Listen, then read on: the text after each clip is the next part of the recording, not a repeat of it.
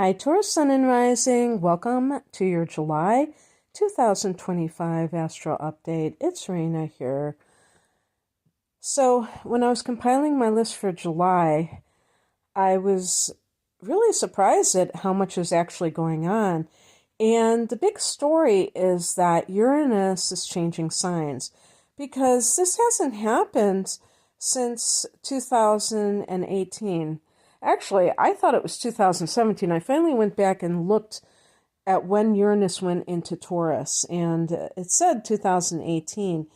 And of course, when a planet first goes, like an outer planet first goes retrograde, it's at such an early degree that it probably will dip into the sign before it. So maybe that's what was confusing me a little bit.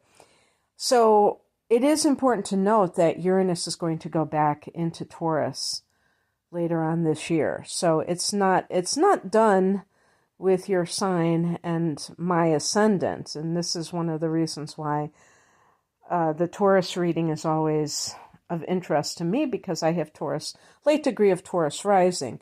So that's a big deal because Uranus has been in your sign for 7 years, and when it finally leaves in 2026, the first part of 2026, it will have been there for 8 years on and off. And I just want to ask you, Taurus, since Uranus has been in your sign, would you characterize the last 8 years as overall positive, or has it been challenging? I think that you can make a case for either one. And I think for Taurus, because it's a fixed sign, it might be more on the challenging, because fixed signs tend to like things to be pretty predictable. And maybe there have been things in your life that you were counting on or that you thought were going to sustain themselves, and they didn't. And you kind of were left scratching your head. So I think there could be a good part of this transit going into the next sign. Now, I will talk about what it's going to mean when it goes into Gemini, into that second house that you rule in astrology, which is a house of the money that you earn as well as your possessions. But when I compile these lists for the transits, I do it chronologically. So I'm going to start with the first one that I have here, which is on the 4th of July, Venus going into Gemini. And so that's your ruler going into the house that you rule, the second house. And that's really good for money. That can make it a few weeks where you are a little bit more effortless in being able to attract money to you. But on the same day, we have Neptune going retrograde at 3 degrees of Aries. And I want to, and I can do this, point out that this is a general reading because I'm speaking about my own chart because I have Taurus rising. The Neptune retrograde at 3 degrees of Aries for me is actually going to be in my 11th house, not my 12th house, because I have a particularly big 6th and 12th houses. My 11th house, is a normal size, but it does have, no, it must be bigger too, and it contains both Pisces and 8 degrees of Aries, and this is at 3 degrees of Aries. So this is why it's not going to be the same for everyone, but I'm going to read it as if this is the 12th house. When Neptune is in the 12th house, it's in its own domain. And that simply means that, just like I mentioned with Venus in the second house, it's in familiar territory, and therefore it can function in an optimal way because of this. And yet, because the 12th house is not really one of those houses that is easy to kind of get your brain around, or that some people may not even really value the 12th house because they think, well, oh, the dream state. Who cares about the dream state? Or, oh, this is a state of, the mystic, the solitary person. Like, what does it have to do with my practical life? Especially a Taurus person who wants everything to be tangible, or, something that's practical that you're able to kind of identify with. And, life sometimes isn't like that. Sometimes things are abstract, and Neptune certainly can be a very disorienting type of an influence, but in the 12th house, it's in familiar territory, so it functions very well there. But any kind of illusions that you have in general, maybe about things that you do that are self-destructive, they can get very easily exposed at this time. And I'm not saying exposed to the outer world, but to yourself, Taurus, because Neptune retrograde can be like a reality check. It can be a disillusionment because maybe you held certain beliefs that were about the way that 12th house can be like escapism. And Neptune is, since it rules the 12th, it's all about that. But for some reason, you may be prevented from continuing to do that because you can see full and well what your addictions are. I'm just using that as an example because the 12th house can be addictions.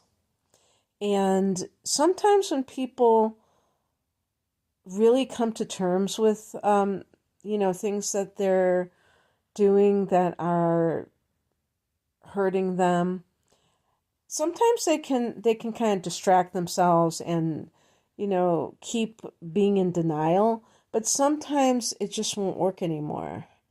And they can't escape anymore, and they have to face the music. And so there could be a little bit of that, but it certainly wouldn't be a bad thing, because the end result is getting you closer to the type of person that you want to be.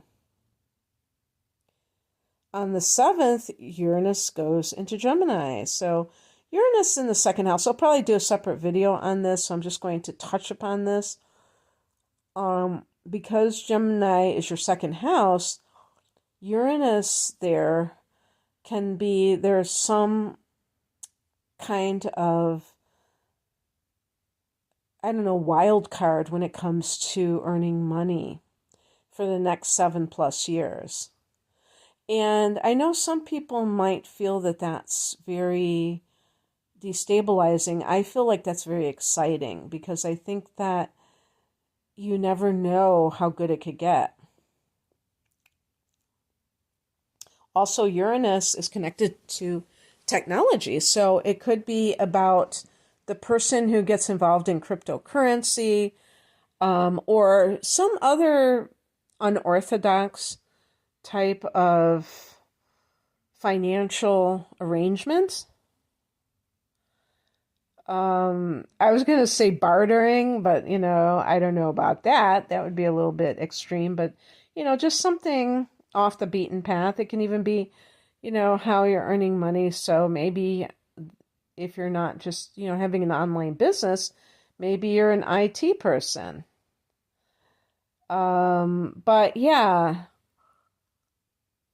you may come up with an ingenious idea for making money that really works for you. On the 10th, we have a full moon at 18 degrees of Capricorn, and this is the 9th house for you, Taurus.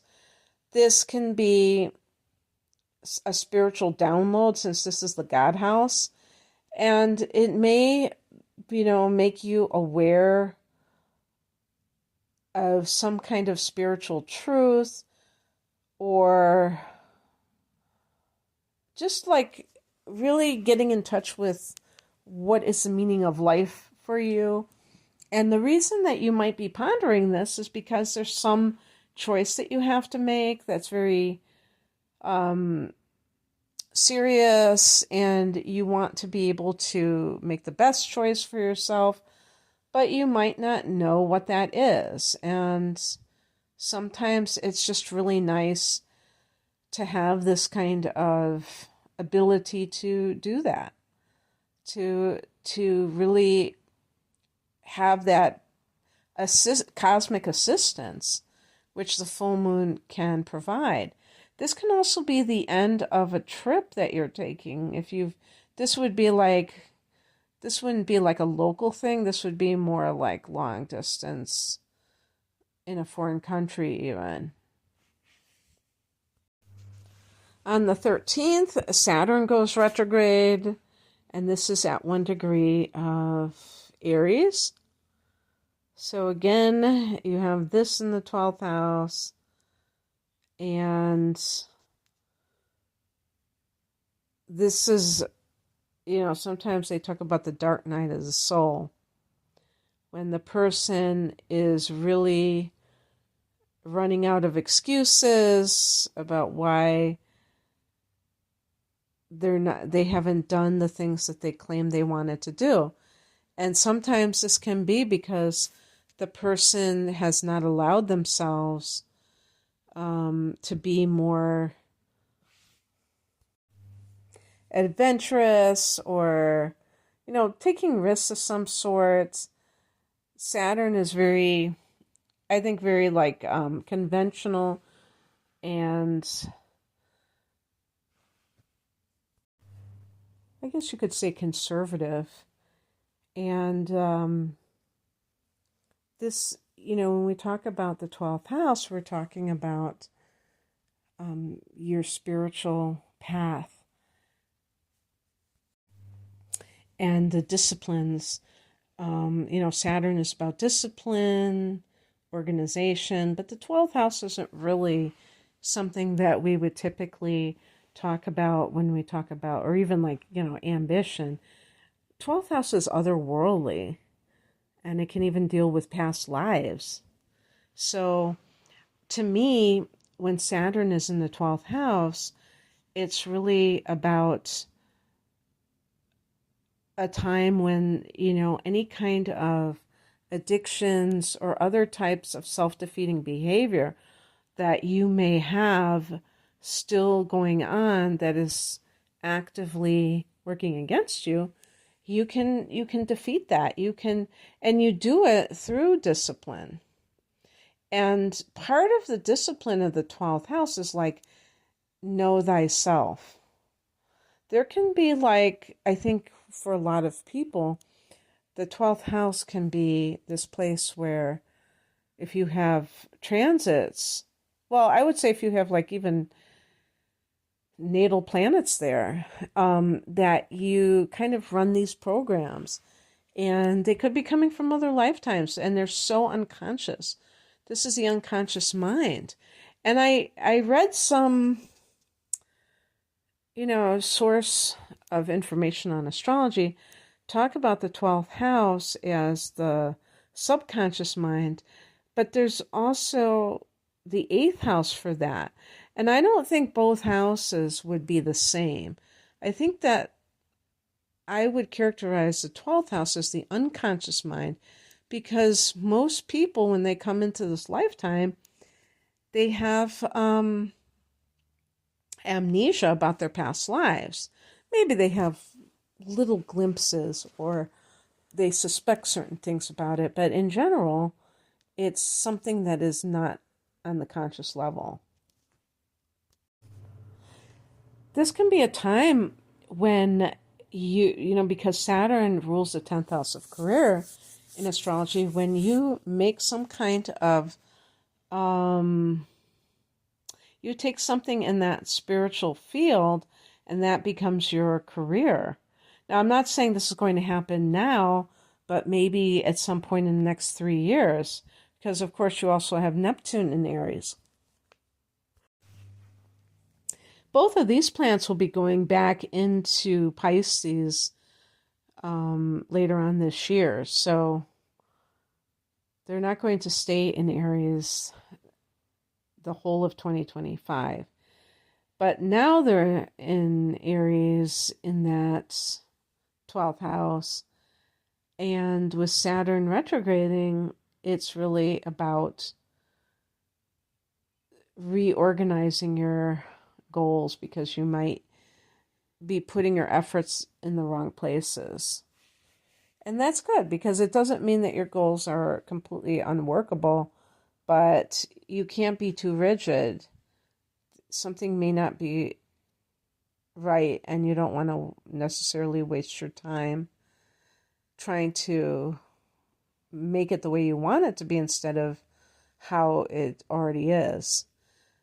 On the 18th, Mercury goes retrograde at 15 degrees of Leo. And this is your 4th house of home and family. So sometimes a Mercury retrograde can be you're rethinking a purchase of a home, or if you had wanted to move, maybe you have second thoughts and say, I'm not sure about that. But if you are in the process of buying a home or selling a home, this could add a delay. But keep in mind that I think sometimes astrology, it's not so much telling us what is going to happen, but sometimes if you're in the thick of things and things feel very like up in the air, you can at least have this astrological affirmation that, yeah, this is really affecting your 4th house of home and family, for instance. And then you can kind of exhale because you know that it's not going to last forever. So if you feel like there's something, like let's say it's a housing contract and somehow there's just a mistake and then you go back and then the other party doesn't show up or something, that could be from Mercury retrograde. But Mercury is very fast moving, so it will be direct before you know it. On the 22nd, the sun enters Leo. So for Taurus, this is yet another planet in that 4th house of home and family. And so there could be some emphasis on domestic affairs towards the end of July. And then on the 24th, we have a new moon here at 2 degrees of Leo. So that could be new developments with real estate. On the 30th, Venus goes into Cancer. Well, it's funny because in astrology, Cancer rules the 4th house of home and family, what we've been talking about. So there's another sign, but actually for Taurus, Cancer is the 3rd house, which is teaching and learning, social media, anything that you're communicating to other people. And for the writer, certainly this could be a time of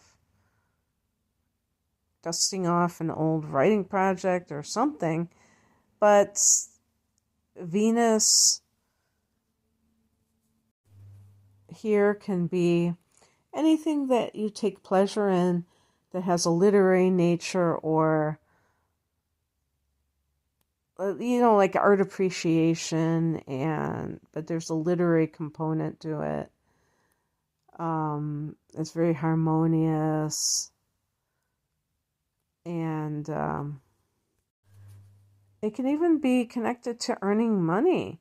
So earning money as a teacher, earning money as a writer could be what this is all about. Okay, Taurus, that's what I have for you. I hope that this resonates. If you'd like a private reading, the link is below. Take care. Bye.